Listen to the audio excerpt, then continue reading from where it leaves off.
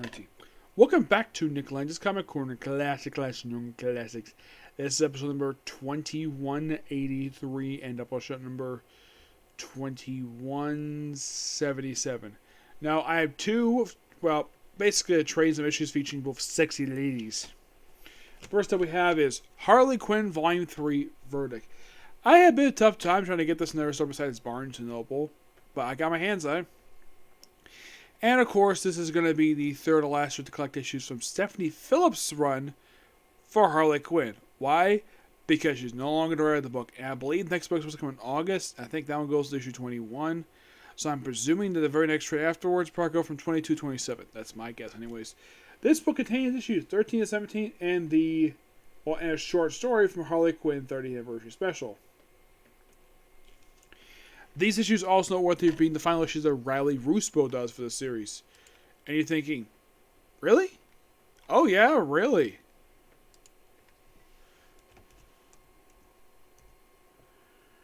And this is from Volume 4 for the series. Because I believe this is the last issue Riley Ruspo does. I'm just going to take a look at it just to be sure here. Because I know he's no longer the artist of this book. Of course, he's doing one of his worst books now. Okay, so yes, 17 is his final issue for the book. He did recently do a one-shot for Harley Quinn that came out just a few months ago. But that was the last thing he worked on, aside from the 30th Anniversary Special. Which came out, I think, just last year, I think it was. Yeah, it was actually came out in December of last year. And, his final issue came out in July of last year. So, he's been out the book for about a year. I'm not really sure of why he left for, but he did. He got replaced in the book by Georges Dante. Now, these issues here is basically Harley Quinn put on trial by a guy called Verdict. And aside from Harley Quinn, there's also... Now, you might be thinking, is there any other Bat-related characters in this book? Well, Batwoman's here. Yep, Batwoman's here. And Batwoman looks okay. Yeah, I'm not the biggest fan of how she draws her, but Harley looks great. I love the way Riley Ruspo draws Harley. Yep. So mostly you have Harley framed for a series of murders. She's, of course, arrested. By the way, one of these covers actually has her basically fighting basically in their version of herself. And Batwoman's like a supporting character in this very arc, helping out Harley clear her name. It's a very interesting arc, per se. The short story they have from the 30th Anniversary Special, which Riley Ruspo does that. He does one of the stories of this book. Yeah, mostly put just another stuff with her. But yeah, still pretty good here. I give this book roughly a 9 out of 10. My final thoughts on Riley Ruspo. Yes, Riley Ruspo left this book. So, yeah, basically Seth Phillips has only got 10 more issues. Well, to be collected anyways. Now, this does lead into the next work, Task Force XX, which should be interesting to say the least. Yep, and these issues only came out just last year. Yep, just last year. But now I have to say this book here is pretty good. Next up we have some individual issues. Because next Comic Corner, I'm capping up the Alias book.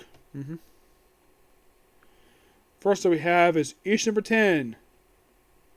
Written by Michael Bendis and Michael Gotis. Michael Gotis doesn't do the final issues. Some of the issues never remember him.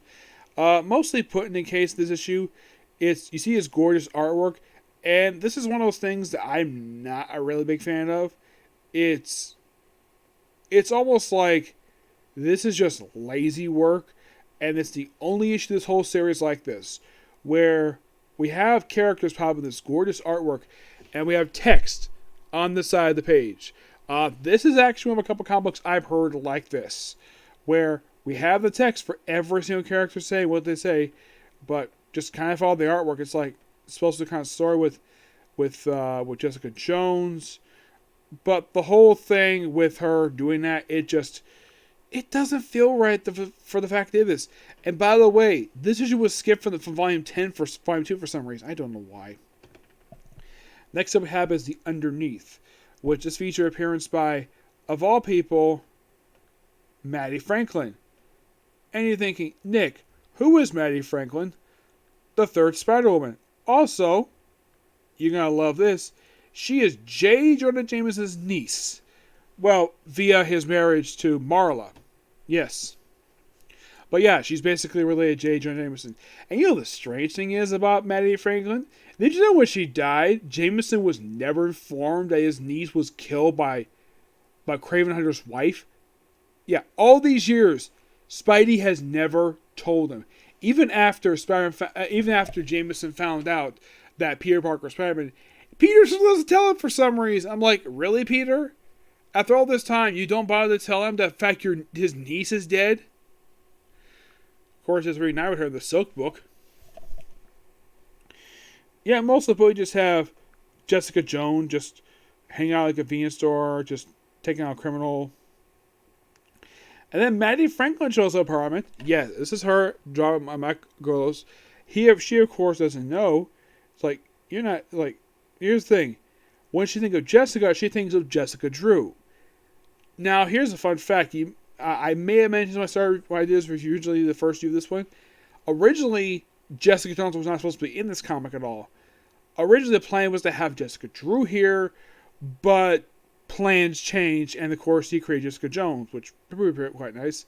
And the whole thing with these issues is that you have her dating Scott Lang at this point in time, and the whole thing with Maddie Franklin, though it does get resolved here. We see her smoking a lot, but she does give it up, don't worry. She does occasionally drink. By the way, in the Jessica Jones TV show, she never smoked a cigarette at all. She did a lot of drinking, and I do mean a lot. Which comes back to the question: all the money, if all the money that she makes is spent on booze and rent, how does she afford to pay her phone bill?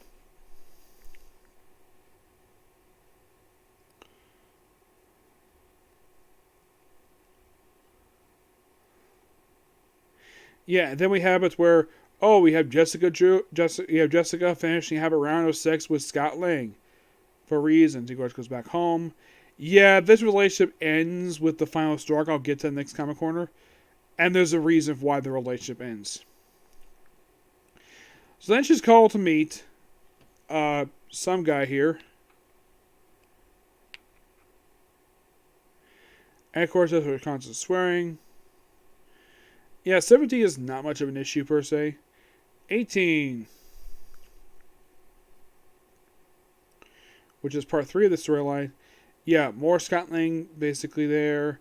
Running into Maddie Franklin. Basically the whole thing. And then we have run into Matt Murdock and Luke Cage. The man she slept with in the opening issue of the series. In a one-night stand. Yeah, Matt Franklin appearing in a mature comic book. You're thinking, why the heck is he here for? Here's a good reason. Bendis was writing his comic at this time. So of course he appeared with Jessica Jones in his book. So, yep. So it's like the whole thing is her getting out. And of course you find her in a drug house. Which of course she does free her from. That's mostly put exactly what this is. Just a brief return for a Spider-Woman who, by the way, had not been doing anything prior to this. I mean, prior to this thing, her last thing she was part of was basically part of the opening issues of the relaunch of Amazing Spider-Man 1999. So it had been a few years. And she gets free from this drug pusher who thinks she thinks that he has things for her, but he's just using her for drugs. And using her, basically, here's the thing. He apparently shot her and using her bullet wound as a way to do drugs. Yes, her own blood to create drugs. Yeah, though Jessica Jones put a stop to it. And, well, it's resolved with pretty much the very next issue. Yeah, we're pretty much resolved this issue 21. Mm-hmm. Yeah, I don't know if they were dead story like this on the TV show itself. So Jameson talks to Jessica Jones, and of course Maddie Frank properly introduces herself to Jessica, and well, she gets thanked for saving her life, and then she runs into, and it looks like she's got the electrical powers. Where apparently they see Speedball for some reason. Yes, Speedball is here, or at least somebody could be dressing up as Speedball. I'm not really sure. Let me take a look here about that. Excuse me. Because it's quite strange.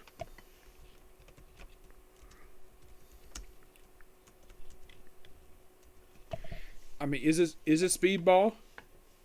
Because it seems strange for him to appear in a comic book like this.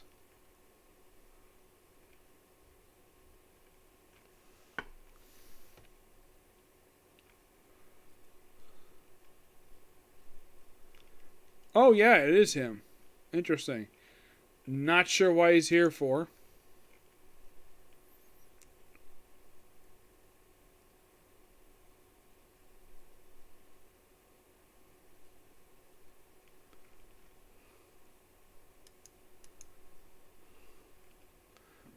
Yeah, and after the story, she popped up for an issue of Daredevil, and then she, of course, yeah, she went for a story in Daredevil, like right after this. Yeah, that was quite interesting. Make a guest appearance in this book because she's a private eye and she appears for like that story arc per se. Issue 46, and then basically go to like the final story arc. Yeah, there for a few issues and basically just wrap it up there. And then the final issue of the story arc after they wrap the whole thing with Maddie, it just basically, well, her and Scott Lang going on a fancy date.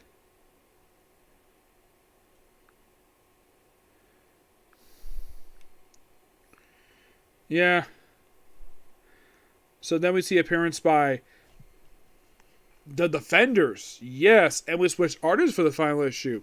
Yes, for some reason we switched to Mark Bagley's artwork.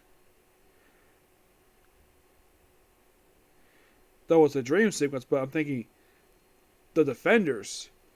Well, Bendis would do Defenders years later, but not this lineup. Nope.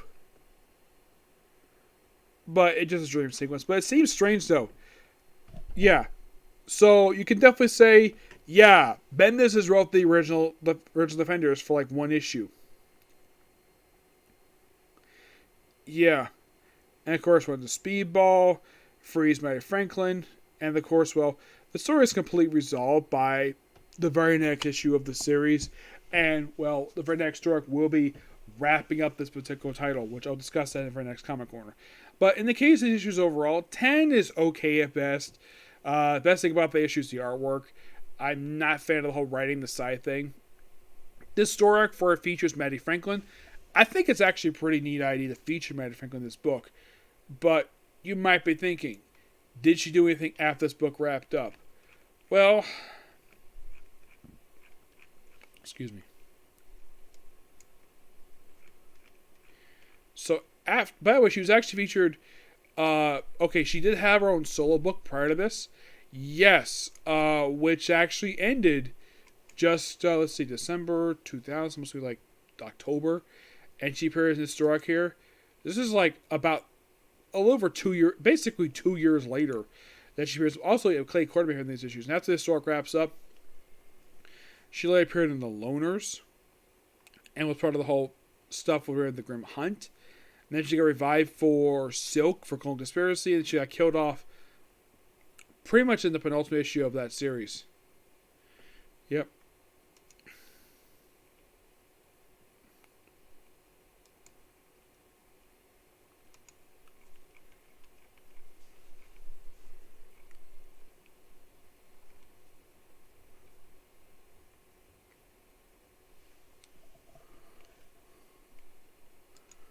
But yeah. Yeah, it's strange the fact that after the story wrapped up, Maddie Franco did virtually almost not much over the course of a few years. Like a mini-series, a handful of issues here or there, gets killed off, gets briefly revived 6 years later, and that's it for her.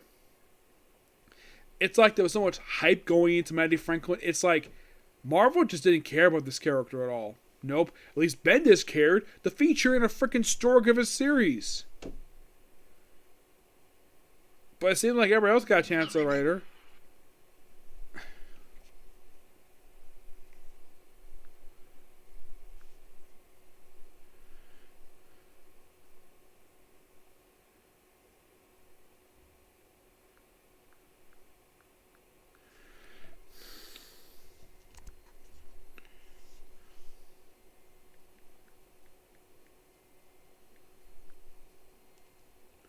But yeah, that story arc itself, I give that a 9 out of 10. It's really good.